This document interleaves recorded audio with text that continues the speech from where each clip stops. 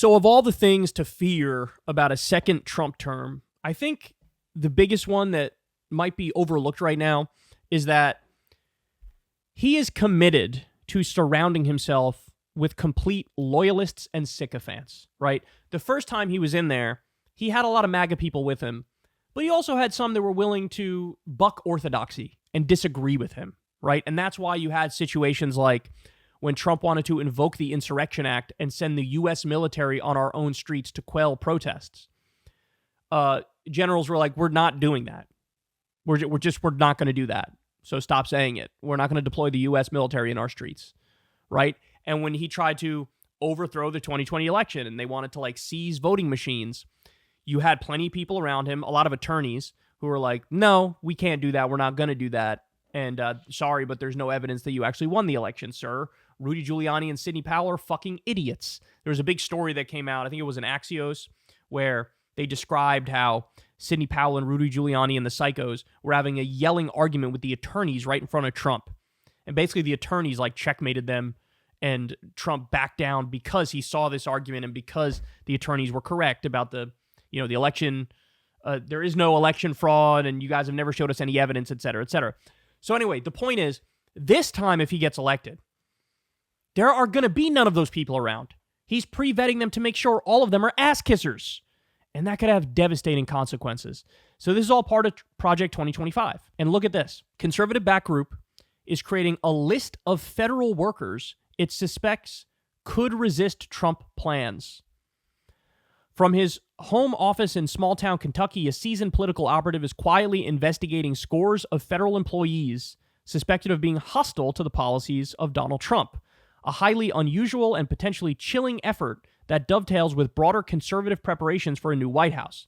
Tom Jones and his American Accountability Foundation are digging into the backgrounds, social media posts, and commentary of key high-ranking government employees, starting with the Department of Homeland Security. They're relying in part on tips from his network of conservative contacts, including workers. In a move that alarms some, they're preparing to publish the findings online. With a $100,000 grant from the Heritage Foundation, the goal is to post 100 names of government workers to a website this summer to show a potential new administration who might be standing in the way of a second Trump agenda and ripe for scrutiny, reclassifications, reassignments, or firings. Quote, we need to understand who these people are and what they do, said Jones, a former Capitol aide to Republican senators. The concept of compiling and publicizing a list of government employees shows the lengths Trump's allies are willing to go to ensure nothing or no one will block his plans in a potential second term. Jones' Project Sovereignty 2025 comes as Heritage's Project 2025 lays the groundwork with policies, proposals, and personnel ready for a possible new White House. The effort, focused on top career government officials who aren't appointees within the political structure, has stunned democracy experts and shocked the civil service community in what they compare with the Red Scare of McCarthyism. Jacqueline Simon, policy director at the American Federation of Government Employees, said the language being used, the Heritage Foundation's announcement praised the group for ferreting out anti-American bad actors, is shocking. Civil servants are often ex-military personnel or are required to take an oath to the Constitution to work for the federal government, not a loyalty test to a president. It just seems as though their goal is to menace federal employees and sow fear. Here's the thing. As part of Project 2025, they want to recategorize or reschedule the classification of government employees. And I'm forgetting the exact terminology, but I think Schedule F is one of them. And basically what they want to do is take it from this career bureaucrat classification, non-political type thing, and then reclassify that as political and able to be fired for whatever reason on a whim, right? A lot of these positions are sort of protected from the politics, and they want to change that to make them not protected from the politics, and you could just fire them on a whim. And so the goal is a total ideological purge. The goal is to basically enforce thought crimes, to say anybody who works in any position in the federal government anywhere, if they are not to the liking of the president, we're going to fire you, we're going to get rid of you. So basically, they are scouring the entire federal government for anybody who's even slightly left of center, and they're done. It's over with. And it's a way to to get rigid ideological conformity with Trump, with MAGA.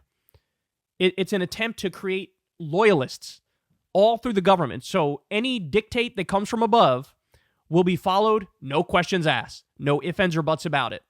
And look, at first, the concern was, hey, just like in his cabinet and with some of the top positions, Trump is going to have the loyalists, right? They are way above and beyond that now. Now they're creating a list of people who engage in wrongthink, who are career government bureaucrats whose positions are not even political. So in other words, imagine now somebody at the EPA or 70 people at the EPA, sorry, we're going to fire them. Why? Because they believe in climate change and want to combat it. Or they believe in regulating to stop pollution and Trump's donors don't want that, so Trump's going to get rid of that guy, right? This is what we're talking about here. Any government agency you can name, forget it. With the Consumer Financial Protection Bureau, forget it. They're going to shut that whole thing down. The best government agency we have, it looks out for people who were defrauded by big financial institutions on Wall Street. He already tried to ruin it the first time around and succeeded. Thankfully, under Biden, it came back a little bit. But now, same thing. They're going to shut that whole thing down. Any government agency you could think of where they actually do good, important work, they're going to either shut it down or pack it full of loyalists who will make it run as poorly as possible. So this is one of the overlooked things about a Trump second term, which is absolutely devastating. And they could do enough damage that lasts well beyond their time in office, right? If from top to bottom, you pack the entire federal government with MAGA hacks, it's nearly impossible for the next president to come in and clean all that up, right? In one fell swoop. It's not going to happen. So buckle up, man. It's ugly. And it's about to get even uglier. If he wins, win for something we've never seen before. Hey, y'all, do me a favor and like and subscribe. It helps out big time in the algorithm. Click the bell as well for notifications when videos drop. And watch that video on screen right now. You know you want to.